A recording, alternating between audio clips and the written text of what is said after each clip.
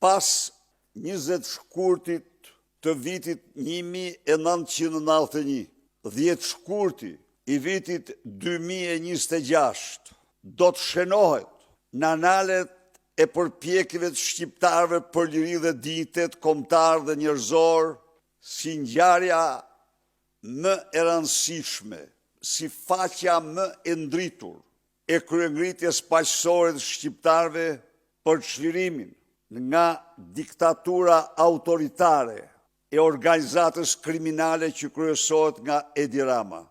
Një mirënjohje dhe nderim të pakufishëm atyre burrave dhe grave, djemve dhe vajzave, që dje me protestën e tyre, kryengritjen e tyre paqësore, rikthyen shpresën, rikthyen besimin e shqiptarëve në triumfin e tyre, në fitoren e tyre mbi narkoshtetin.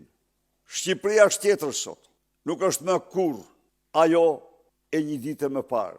Dhe kjo është merite e madhe e njerëzve të sakrificës, e njerëzve të idealeve, e njerëzve të gatshëm të përballen për të mbrojtur vlerat më të çmuara të njeriut.